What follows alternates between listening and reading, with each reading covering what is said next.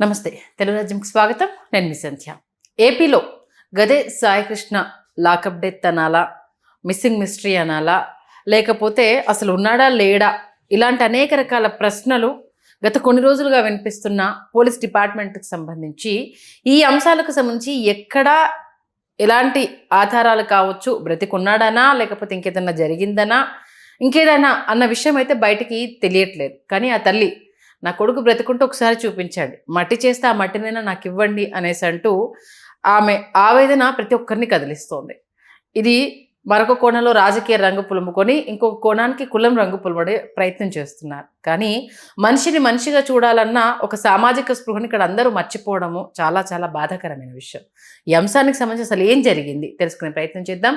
సామాజిక ఉద్యమకారులు చలసాని శ్రీనివాస్ గారు మనతో ఉన్నారు. ఆయన మాటల్లో. శ్రీనివాస్ గారు నమస్తే. అందరూ నమస్కారం. ఒక తల్లి ఆవేదన ఒకవైపు, పోలీసుల అహంకార ధోరణి అనాలా, ఏం చేసినా చెల్లుతుందనే తత్వం అనుకోవాలా, అదొక వైపు. రాజకీయాలు కులం రంగు పులుముకొని తరుముతున్న తీరు ఇంకొక వైపు. ఒక అంశానికి సంబంధించి ఇన్ని కోణాలు స్పష్టంగా తెలుస్తున్నా ఒక మనిషి మాయమయ్యాడు అన్న ఒక చిన్న స్పృహ లేకపోవడం అనేది బాధాకరమైన విషయం. ఎంటైర్ ఎపిసోడ్ గురించి ఏం చెప్తారు? చాలామంది దీని మీద జర్నలిస్టు ప్రశ్నలు వేసి సెన్సేషన్ కోరుకుంటారు. మీరు ఇప్పుడు మాట్లాడతా మనిషిని మనిషిగా చూడలేని మాట్లాడారు చూసారా, అది మానవత్వంతో స్పందించే తీరు. ప్రతి దానికి కుల విద్వేషాలు, మత విద్వేషాలు, ఉపప్రాంతి విద్వేషాలు రెచ్చగొట్టి పచ్చి రాజకీయ స్వార్థం కోసం రాబందుల హేళ నడుస్తున్న ఈ రోజుల్లో మంచి మాట చెప్పారు. మొట్టమొదటిగా మనందరం నాకు ప్రపంచంలో కావాల్సిందని నేను చాలాసార్లు చెప్పాను, మానవీయ కోణం, తర్వాత తెలుగు జాతి, ఆ తర్వాత మీరేమని అనుకోండి, మా దేశం బాగుండాలి, నెంబర్ ఉండాలి, నాకు ఈ రెండు. ఆ కోణం కనుక మర్చిపోతే, మనిషిలోని ఆర్ద్రతలోని గుండె తడి మాయమైపోతే మనిషికి ఉండదు. 24 గంటల్లో విద్వేషం రెచ్చగొడతా, వాట్సాప్ థమ్సప్ల్లో ఈ పెట్టుకుంటా. ఒకటి, ఆ వ్యక్తి గురి మీద అతను వచ్చి వాళ్ళు బయటకు వచ్చి డిఫెండ్ చేసుకుంటానికి కనపడలేదు. బతుకున్నాడో చనిపోయాడో లేదో కూడా తెలియదు మనకి వాళ్ళ. అందువలన అవతల మనిషి డిఫెండ్ చేసుకోవడానికి లేడు కాబట్టి కొంత సింపతి ఆయన మీద ఉండాలి. That doesn't mean that we are supporting him outright. చాలా తప్పే సార్ అది. ఇవాళ 2 వర్గాలుగా చీలిపోయి, అతను 23 కేసులు ఉన్నాయి అని చెప్పి ఒకళ్ళు మైనర్ బాలిక మీద చేసిన పోస్కో కేసు, ఇంకో జనాలను తీసుకెళ్ళి చేశాడు దాడు అని ఒకళ్ళు, రౌడీ షీట్ ఓపెన్ అయింది పలానా చోటన ఒకళ్ళు, ఆ నవీన్ కుమార్ రెడ్డి గారిని చంపేసి నేను చంపాను అని వీడియోలో పెట్టి నా దగ్గర ఉందా గన్నని పెట్టుకున్న వీడియో అలా చెప్పుకుంటా కొంతమంది ఒక సైడు. ఇంకో సైడు ఆయన మీద తక్కువ కేసులు ఉన్నాయి, మిగతా కేసులు కొట్టేశారు. అసలు అంతకన్నా మించి ఒక రాజకీయంగా వాడుకోవడానికి కులాన్ని తీసుకురావటం, వీటిలన్నింటినీ పక్కన పెడితే ఆవిడ తల్లి అడిగిన మాట నాకు నచ్చింది. బాధతో అడిగింది. ఒక దుర్మార్గమైన విద్వేషవాదన ఏ రోజు చేయలేదు. పక్కన వాళ్ళు ఏమన్నాను, మీరన్న మాట, నాకు బతికితే అబ్బాయిని తీసుకురండి, బూడి చేస్తే బూడిదేవండి నేను. ఇది ఏ తండ్రి తల్లినైనా కదిలించే ప్రశ్న. మనం ముందర మానవులుగా మాట్లాడుకున్నాం. అందువలన రాజ్యహింస ఎక్కడున్నా దుర్మార్గం. అతను ఖచ్చితంగా అతని మిగతా వీళ్ళు చూస్తూ ఉంటే నిజంగానే అతను తప్పుదారి పెట్టిన అబ్బాయి నేనన్నా, లేదా ఇంకొకళ్ళన్నా, లేదా ప్రతిపక్ష నేత అన్నా, అందరూ ఏదన్నా దీంట్లో నిరుదావాంశం దాంట్లో కనపడతా ఉంది. ఇంకా ఆధారాలు మనకి ఇంక, కానీ నేరస్తుడిని అదేది నిర్ధారించి ఉరిశిక్ష చేసి న్యాయస్థానం లేదు ఇంతవరకు. నిందితుడిగా ఉన్నాడు, కానీ అతను తప్పుదారి పట్టిన వాడిగా కనపడతా ఉన్నాడు. అతన్ని ఒక స్వాతంత్ర సమరయోధుడిగా ఒక బ్యాచ్, ఒక కుల పెద్దగా ఒక బ్యాచ్, ఒక దుర్మార్గుడి ప్రపంచంలో ఎన్కౌంటర్ని చేసినట్టు దాన్ని సపోర్ట్ చేస్తా ఒక బ్యాచ్. నాకేమో అర్థం కావట్లేదు. మొట్టమొదటిగా ఆయన కనుక ఆ వ్యక్తి కనుక దుర్మార్గం చేస్తే ఖచ్చితంగా మీరు అరెస్ట్ చేసి కోర్టు ముందు హాజరుపరచండి, అత్యంత తీవ్రమైన శిక్షలు వేయండి, తక్షణం వేయండి. అలాంటి పోక్సో లాంటి కేసులు కనుక మిగతా ఉంటే ఖచ్చితంగా అతను మర్డర్ చేసి నా ఇష్టం నేను అంటే మర్డర్ చేస్తే ఒక హీరో వర్షిప్ వస్తుందని అలాంటి చేసి ఉంటే కానీ శిక్ష వేయండి. కానీ ఇప్పుడు రాజన్ గారి కేసు ఎమర్జెన్సీలో ఎంత కరుణాకర్ మీరు చూసింటారు, ఎంత కేసు వచ్చిందో తెలుసు ఎమర్జెన్సీ టైంలో. ఈ దేశంలోనే సంచలనం సృష్టించింది రాజన్. అలాగే తర్వాత అనేక కేసుల్లో విజయవాడ దాంట్లో 8 మంది పోలీసులకు ఏం శిక్ష పడిందో చూసాం, తమిళనాడులోని ఇక్కడ కూడా. అందువలన లాకప్ డెత్ అనేది దుర్మార్గం. నిజంగా కనుక జరుగుంటే, ఎందుకంటే నేను జరుగుంటే అని మనకు తెలియదు కదా. తెచ్చే కోర్టుకేమో ఆంధ్రప్రదేశ్ హైకోర్టు వారు 29 లోపల అతన్ని ప్రొడ్యూస్ చేయమని పోలీసులు చెప్పారు. మేము సెర్చ్లో పెట్టామని అన్నారు, చూశారు కదా. అందువలన ఆయన బతుకున్నాడు. నిజంగా రేపు పుష్పలంకలు ప్రత్యక్షం అయితే ఆయన మీద మాట్లాడిన వాళ్ళు ఏంటంటే మనం చెప్పలేము. ఖచ్చితంగా బతుకుండాలని కోరుకుందాం, ఒక మానవీయ కోణం బతుకుండాలి. తప్పు చేస్తే గట్టి శిక్ష పడాలి. అందువలన నిజంగా ఎన్కౌంటర్ కానీ చేస్తే వాళ్ళ మీద వీఆర్ఓ సస్పెన్షనో కాదండి, హత్య కేసు పెట్టాలి. మరొకరు ఎవరో కూడా ఎలాంటి పరిస్థితులు చేయకుండా చూడాలి. నిజంగా కనుక ఏదైనా పొరపాటున ఇంటర్గేషన్ పెట్టి అతనే వెళ్ళి కొట్టుకుని చచ్చిపోతే, లేకపోతే ఇంకో చోట ఎవరన్నా బయటకు వచ్చి చెప్పాలి. అయితే కొన్నాళ్ళు సస్పెన్షన్ అవుతారు, లేదా కోర్టు న్యాయ విచారణలో పునీతులుగా బయటకు రావచ్చు, వేరే సంగతి. అందువలన ఆయన ఇంకోళ్ళు చెప్తున్నారు, నేను మళ్ళీ వస్తాను, నన్ను తీసుకెళ్ళని మీ అందరు మా ఇంటికి వెళ్ళి చేస్తాను. కొంతమంది అంతకులలో బెదిరిస్తారు. పాత కొండటి సినిమాలు చూడలేదా మనం? పాత సినిమాలో ఖైదీ సినిమాలో చూడలేదా మనం? అందువలన అవన్నీ అందుకని రాష్ట్ర ప్రభుత్వం మాత్రం విఫలత్వం కనపడుతుంది. ఫస్టే ఖచ్చితంగా ముందుకు వచ్చి అవన్నీ వాస్తవాలు వెల్లడి చేయాల్సిన అవసరం ఉంది మొట్టమొదటిగా. రెండో విషయం ఏంటంటేనండి, కొంచెం బాధాకరమే కానీ ఇవాళ నిజంగా చంపిన ఆ సిఐ ఏ వర్గం తెలియదు, వేరే వాళ్ళు వచ్చి ఏదో చెప్తున్నారు, వాళ్ళ వర్గం అనే చెప్తున్నారు. నిజంగా కనుక అతను వేరే వర్గం అయితే ఇవాళ విధ్వంసాలు జరిగిపోయి ఉండేదన్న మాట అని ఒకళ్ళు చెప్తున్నారు. వేరే మతం అయితే వెంటనే ఉత్తర భారతీయ జనతా పార్టీ వచ్చేసి ఎంత దారుణం జరిగేది కూడా చెప్పలేము. ఏం చేయబోతున్నారు ఆంధ్రప్రదేశ్? ఒక సమస్యగా చూసి పరిష్కరిద్దాం, కానీ ఈ కులాలు అద్దటం, మతాలు రుద్దటం అసలు దేనికండి? అంటే నేరాలకి, అత్యానేరాలకి కూడా ఒకప్పుడు జరిగినాయి కుల పోరాటాలు. దీంట్లో ఇదేంటి నాకు అర్థం కాదు. ఒక వ్యక్తి 100 కోట్లు సంపాదించి పట్టుబడితే మా వర్గం అతనే టార్గెట్ చేశారు, వేరే అతను వాళ్ళని పట్టుకుంటే వాళ్ళ వర్గం వాళ్ళు, ఏంటంటే నాకు అర్థం కాదు. ఇది మానవీయ కోణంలో ఆలోచించాలి కాబట్టి, అతను చెప్పుకోవడం లేదు కాబట్టి అతని పక్షాన మనం, అతను తప్పు చేశాడు అనుకున్నా సరే అతను తీసుకొచ్చి గట్టిగా మనం అడగాలి దీంట్లో. అసలు ఇంకోటి, గౌరవ ప్రతిపక్ష నాయకులు మిగతా అందరూ వచ్చారు. వీళ్ళందరూ కూడా సజ్జనార్ గారు 2 విషయాల్లో ఆయన ఫేమస్ అయ్యారు. వరంగల్లో ఎన్కౌంటర్ చేశారు 4-5. దిశ కేసు తర్వాత హైదరాబాద్లో దాదాపు దశాబ్దం క్రితం రాజశేఖర రెడ్డి గారు ఉన్నప్పుడు కూడా వరంగల్లో వేసేసారు. ఆయన ఎస్పీ, అక్కడ ఏజీ ఉన్నారు, వేసేసారు. వెంటనే చాలామంది అభినందించారు. నేనేమన్నానంటే, అంత దుర్మార్గులకి కఠినమైన శిక్ష పడాలి మనం రాకుండా, కానీ చట్టాన్ని చేతిలో తీసుకోవడం తప్పు అనగానే తప్పు, అతను చేసింది కరెక్ట్ అన్నారు. లోపల కూడా మనసులో వాళ్ళకి ఉరిశిక్ష పడాలని నాకు ఉందండి. ఉరిశిక్షనే రద్దు చేయాలని కోరే బ్యాచ్లో ఉంటాం అనుకోండి మేము. కానీ అంత కసి ఉంది. ఒక అమ్మాయి ఆ దిశ ఆఖరి క్షణాన ఆ అమ్మాయి వాళ్ళ సోదరితో మాట్లాడిన ఆ చివరి మాటలు మీరు వింటే, వీళ్ళకి ఒకసారి చంపేయటానికి కూడా వీలేదనే కసి వస్తుంది. కసి వస్తుందండి. ఇవాళ పోక్సో కేసులు చిన్న అమ్మాయి, అసలు ఏం జరిగినా అసలు బాధగా ఉంటుంది. అప్పుడు గౌరవ ప్రతిపక్ష నాయకుడుగా అప్పుడు ఎవరు జగన్మోహన్ రెడ్డి గారు కూడా చాలా సీరియస్గా దానికి సంబంధించినట్టే మాట్లాడారు. అందుకని మళ్ళీ ఇప్పుడు వచ్చి ఇది కనుక జరిగితే, అంటే ఏది జరిగినా చట్టాన్ని చేతితో తీసుకోవడం తప్పు. ఓ పక్కన కేంద్రంలో మోడీ గారు అండ్ కంపెనీ, అద్దానీ గారు అండ్ కంపెనీ చేసే వన్ సైడ్గా చేసి చూస్తున్నా అంటే సంబంధించినట్టే కదా, అది చేయకూడదు కదా.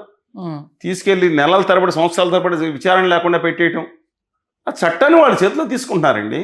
వాళ్ళు ఇష్టమైన చట్టాలుగా మార్చుకుంటున్నారండి. అందువలన ఇది తప్పు.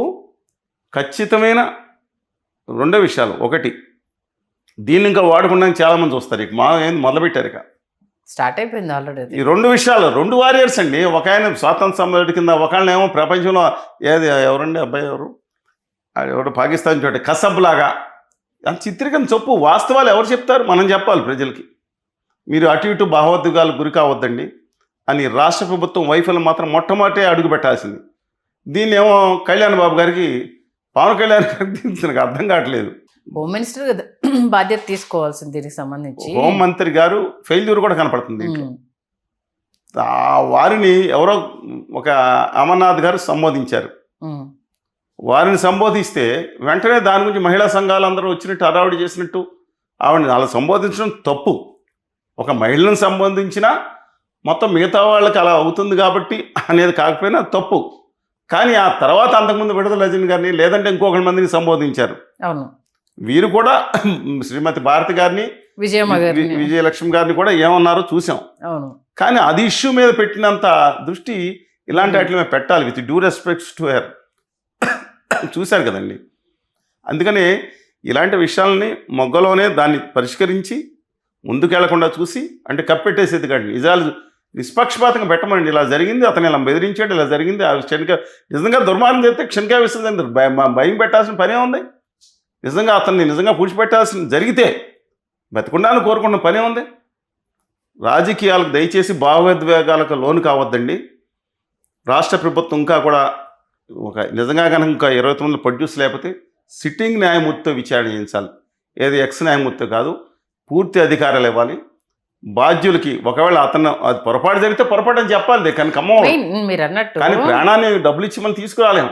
అంటే వాళ్ళు ఏం ఎవిడెన్స్ ప్రొడ్యూస్ చేయకపోవడము అవతల వాళ్ళ ప్రశ్నలకు ఇక్కడ బలం చేకూర్చినట్టు అయిపోతుంది. అవునండి. ఎందుకు మనిషిని ఇప్పటివరకు చూపించలేకపోతున్నారు అనేది మీరు అన్నట్టుగా నుంచి తీసుకొచ్చారని చెప్తా ఉన్నారు. ఆఫారిటీస్ ట్రూ. ఆల్రెడీ పక్కన నేను చూసాను, ఆ అబ్బాయిని పైన పెడతామని ఒక స్టేషన్లో ఇంకొక అబ్బాయి, అంటే ఇంకో నేరస్తు ఇచ్చిందని కదా, వెంటనే రాజకీయ నాయకులందరూ వాలిపోయారు. మళ్ళీ దానికి మార్ఫింగ్ ఫోటోలు తీసుకొచ్చి పెట్టడం, అది అతను చంపేసిన వ్యక్తిని ఫోటో తీసి నాకు అర్థం కావట్లేదండి. ఇది ఎక్కడ తీసుకెళ్ళిపోతున్నాం? ఒక గౌరవనీయమైన వ్యక్తులు, సమాజంలో పదవులు చేసిన వారు, ఇతను చంపేసిన వ్యక్తిని ఇతను చచ్చిపోయాడని చెప్పి ఫోటో పెట్టారని వార్తలు వస్తున్నాయి. అవును. అసలు ఎక్కడ అంటే దాన్ని రాజకీయానికి వాడుకుంటాం. ఏ పార్టీ కూడా తక్కువ కాదండి. ఇప్పుడు ఇంతకుముందు కూడా చేసినప్పుడు దానికి కౌంటర్గా ఇప్పుడు వెరీ అన్ఫార్చునేట్ అండి. దీంట్లో కానీ దాంట్లో కానీ సమాజంలో ఆ రోజు మల్లెల బాబుజీ గారు కానీ, ఆ తర్వాత అనేక మంది, తర్వాత కోడికత్తి శ్రీనివాసరావు, ఎందుకని తాడితే పిడితే వర్గాల వారు బలైపోతున్నారు? అంటే డబ్బున్న మీరు మను శర్మ అని ఉన్నాడండి, ముందు చెప్తాను. మౌన్ శర్మ అని అతనున్నాడు ఢిల్లీలో. జెసికా లాల్ అనే లేడీని చంపేశాడు. చంపేసి అదేంటి తండూరి రోడ్ దాంట్లో వేసి కాల్ చేశాడు. తర్వాత ఏమైంది, తర్వాత పారిపోతే పట్టుకున్నారు. ఇప్పుడు ఇండియా మొత్తం మీద ద మోస్ట్ సక్సెస్ఫుల్ డ్రింక్ అని విస్కీ ఏదో ఇంద్రియ అని డ్రింక్ ఉంది, దానికి సిద్ధార్థ శర్మ ఉంది. ఎవరా సిద్ధార్థ శర్మను చూసే ఆ మను శర్మే తర్వాత గెజెట్లో పేరు మార్చుకుని సత్ప్రవర్తన కారణం ఈ దేశంలో పెద్ద పారిశ్రామికవేత్తగా చలామణి అవుతున్నాడు. ఓకే, నేను చెప్పింది సత్యం అండి. అంటే డబ్బు వీళ్ళ చుట్టం అనమాట. డబ్బు ఉన్న వాళ్ళకి ఒక విధంగానే, డబ్బు లేని వాళ్ళకి ఒక విధంగా చేస్తారండి. ఇవాళ మనం చూసాము హైదరాబాద్లో పబ్ కేసు మైనర్, ఆ సినిమా కూడా వచ్చింది, సినిమా కూడా చూశాను. క్రిస్టఫర్ మన గుణశేఖర్ గారు డైరెక్ట్ చేశారు. గుణశేఖర్ గారు చేసింది. చాలా ఒక ఇన్స్పిరేషన్గా ఓటీటీలో కూడా ఉంది. చెప్తున్నానండి అలాంటిది. అంటే అది నిజమా కాదా అని అసలు అధికారాన్ని దుర్వినియోగం చేసే కార్యక్రమాలు కూడా చూసాం మనం. అంటే డబ్బు ఉన్నాడికి ఒక విధంగా, డబ్బు లేనాడికి చట్టం కానూన్ కా హాత్ లంబా హై, జో పైసా హై ఉస్కా చోటా హో జాతా అని కాకుండా ఉండాలని. ఎందుకంటే మేము రెస్పెక్ట్ అని పోలీస్ వ్యవస్థ మీద ఉందండి. ఎంత కసితో నిజాయితీతో పనిచేసే వాళ్ళు, నేను ఐపీఎస్ఏ కాదండి, డైరెక్ట్ రిక్రూట్ తీసుకున్న ఎస్ఐల దగ్గర చూశాను, చాలా గొప్ప వాళ్ళు ఉన్నారండి. వ్యవస్థ వాళ్ళని పాడు చేయడానికి ప్రయత్నిస్తుందండి. నిజంగా మంచి సదుద్దేశంతో వచ్చేవాళ్ళు 190% మంది ఉన్నారు. వాళ్ళు నిలబెట్టుకోవాలి మనం. పైనుంచి ఒక 1990లో ఒక ఐపీఎస్గా సెలెక్ట్ అయిన ఆయన తర్వాత 10 సంవత్సరాల క్రితం పోలీస్ ఆఫీసర్ క్లబ్లో కనబడితే ఏమండి మీరు ఎప్పుడో అనుకున్నాను ఒక మాట మాట్లాడా. అది కూడా మాట్లాడే 26 సంవత్సరాలు అయింది. 36 సంవత్సరాల క్రితం కలిసినప్పుడు, చాలా కుర్రాడు, అప్పుడు మ్యారేజ్ కాలేదు.